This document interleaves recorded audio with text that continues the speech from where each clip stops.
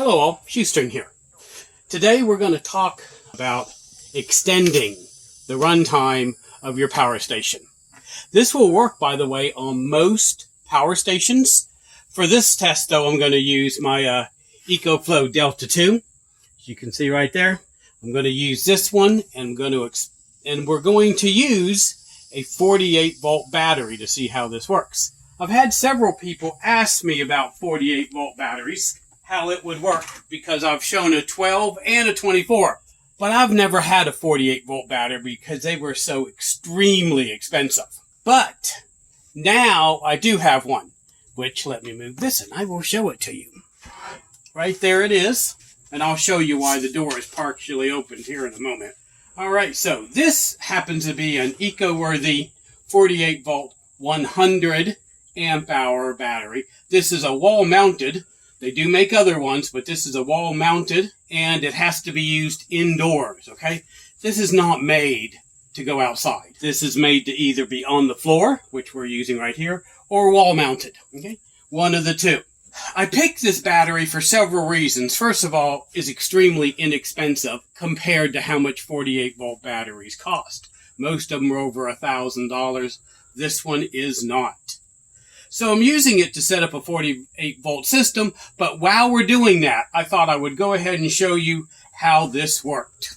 This has a lot of safety features, which we'll talk a little bit about, but mostly this isn't about the battery per se. This is about how to extend the runtime of your power station. That's what we're going to talk about. So if you look inside real quick, what you'll see is 4 terminal posts, two black, 2 red. They also have screws back there that you can put buzz bars, but I don't have any buzz bars at the moment, and this is what we're going to be using.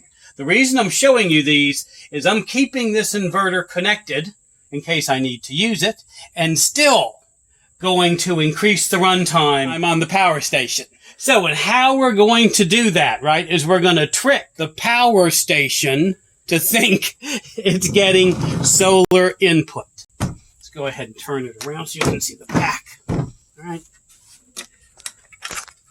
And we're going to be using the solar input port right there. And we're going to be using one of these inexpensive cords that go from the battery to the power station. Okay? And that's where we're going to connect it. Let me show you how to do that real quick. It, of course, has red and black. I'm going to just remove these from the battery.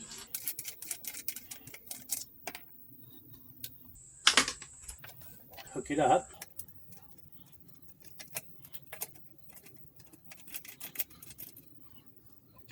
This works, of course, a whole lot better if you're not filming. When you're filming is when screws slip, won't go in, decide they want to not fit. All right. You take a look right over here. All right. You'll see we have a fuse and a power button that helps protect the battery. Another good safety feature. So, fuse on, push button, and the battery is now on, which you can see from right here. It's on. Now, I want to point out, this has an extremely good app that you can monitor the battery, but this is mostly about the power station. So we're going to use the power station's app. That way I don't have to keep trying to get the camera down there. So as you can see, it will tell you the state of charge of the battery, how much time you have left, where it is, 78%. The same thing that the power station here said, 78%. Oh yeah, let's do that and knock my phone down. All right, let's turn this around. And now I'm going to plug it in to the power station just like I showed you. Keep that door open. Get it close enough to fit. And it's now in. All right. We'll give it just a moment for the power station to acknowledge it's getting input. And there, it has started getting the input. It'll go up and down for just a bit, then it will stabilize. And this, since it's a 48-volt battery, will make the power station think it's getting 400, right around 400 watts in solar. Now, the reason this is good is if you're running something in the middle of the night, let's say the power has gone out.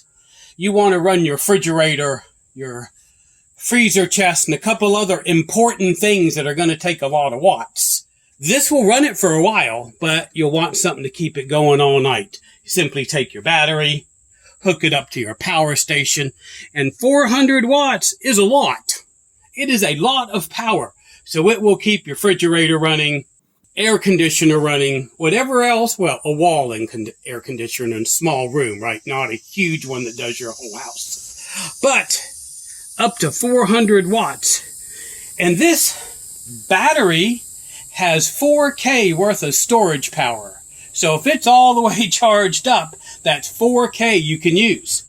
Now, these power stations do have extra batteries that you can buy to go with these, but they're very, very expensive, and they don't come near of the power storage level one of these 48-volt batteries do. And this battery, this eco-worthy battery, has a whole lot of safety features that will be extremely helpful. Besides the fuse and the battery, it has its own fire suppression system. It's got all the standard safety. So if you want a 48-volt battery, and you're considering doing something like this, you may want to consider this battery. I like it, and it's passed all my tests so far. In fact, I'll put a link in the description of this so you can see the testing I did on it. All right, let's take one last look at the app, see how we're doing. All right. So as you can see, with nothing coming out, no output, this will charge the power station up in 43 minutes. Just because it's putting in 421 at the moment watts. All right, I hope that was helpful. I hope it answered any questions you had about using a 48-volt battery, why you should get a 48-volt battery, and what it can do to extend the runtime of your power station. If you like this kind of video, please like and subscribe. Put a little comment down there. Tell me what you think about it. And of course, if you know someone that may like a video like this, please share. Shoestring out.